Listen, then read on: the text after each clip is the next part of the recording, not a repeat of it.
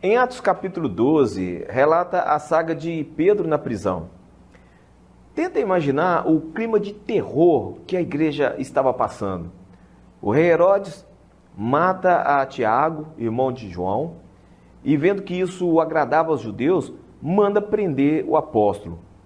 Para vigiar Pedro foi usado 4 turnos de soldados.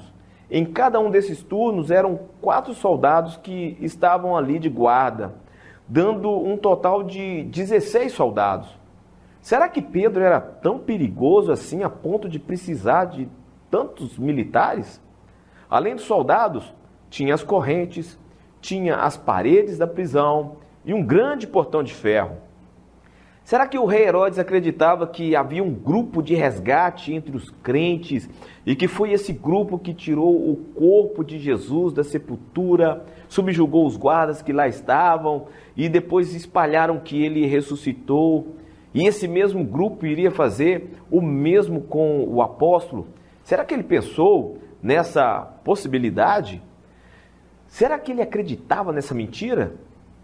Acontece que existia mesmo um grupo de resgate, mas este grupo ele não iria agir como vemos nos filmes de ação, entrando com espadas, flechas e subjugando o inimigo com a força do seu braço. Quando você lê Atos 12, no versículo 12, você vai descobrir a tática de resgate desse grupo, a oração. Tinha praticamente uma escolta ao redor de Pedro. Ele se encontrava praticamente em uma fortaleza, mas a igreja percebeu que existe um Deus que tem poder e que livraria o apóstolo. A operação de resgate que nunca falhou foi a oração. Não existia limites nas orações que fizeram a favor de Pedro. Eles intercederam incessantemente pela libertação de Pedro.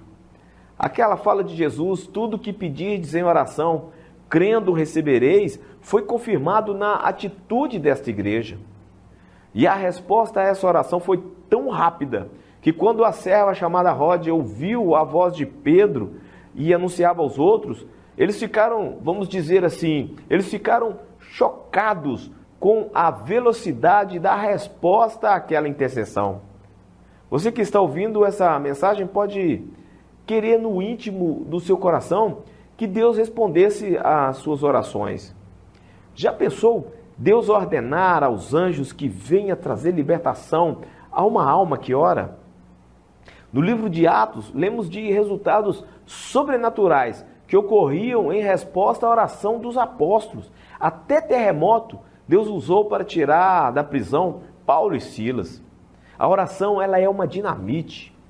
Tem algumas coisas que podem atrasar a resposta à oração, mas nada para o propósito de Deus sobre a sua vida. Então o primeiro passo para a oração é crer. Crer que Deus é o galardoador dos que o buscam. Crer que o mesmo Deus tem poder não somente para a libertação de Pedro, mas também para a nossa libertação. Crer também que Deus é amor e Ele cuida dos seus. Crer que Deus é onipotente, Ele tem todo o poder, então nenhum obstáculo, nenhuma dificuldade pode se opor a Ele. Crer que Deus é verdadeiro e não pode mentir. Crer que Deus é bom e nunca falhará a sua promessa. Pense comigo, você sabia que existem cristãos que estão presos e sendo perseguidos apenas pelo fato de professarem sua fé em Jesus? Isso me deixa constrangido. Não acontece o mesmo com você? No mundo existem milhares de cristãos sendo presos e perseguidos por causa da fé. O Afeganistão voltou aos noticiários com a retomada do poder do grupo extremista Talibã. E a pergunta que eu faço para a igreja do Senhor é a seguinte: quando foi que nós, igreja, fizemos incessante oração pela libertação dos nossos irmãos em Cristo? A hora é agora. A oração é a arma que pode destruir fortalezas. Agora, levando para o nível pessoal, eu posso estar falando agora também com pessoas que enfrentam outros níveis de prisões, seja na vida pessoal, vida espiritual, vida emocional. Toda e qualquer armadilha, toda e qualquer escolta, toda e qualquer corrente se quebra quando a igreja se une com o mesmo propósito de clamar a Deus. Quando existe oração sem cessar, oração que veja Deus como aquele que está assentado no trono e reina sobre o seu povo. Oração que, diante das impossibilidades, ouvirá o sim de Deus e a resposta chegando até o seu povo. Oração que veja todas as dificuldades e armadilhas do inimigo debaixo dos pés do Deus Todo-Poderoso. Oração que traz o desejo de sentir a glória de Deus. A oração não pode ser um ritual. O momento da oração também não é um momento em que fica apenas uma pessoa falando. Não é um monólogo, mas é um diálogo em que eu falo, mas também escuto a doce voz do Espírito Santo. Se Deus é onipotente, onipresente e onisciente, se a Bíblia é a palavra de Deus que nunca muda, se Cristo morreu, ressuscitou e está à destra do Pai intercedendo por nós, se o Espírito Santo é o Consolador, então nada é impossível ao que crê.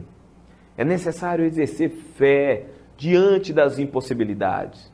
Em Atos capítulo 27, narra a história do apóstolo Paulo sendo transferido como preso para outro local, e isso através de um navio. Acontece que as embarcações daquela época não eram assim, um navio como temos nos dias de hoje, mas eram chamados de navios. Eles estavam enfrentando uma tempestade tão terrível que todos ali, do capitão ao marinheiro, esperavam o momento que iriam morrer.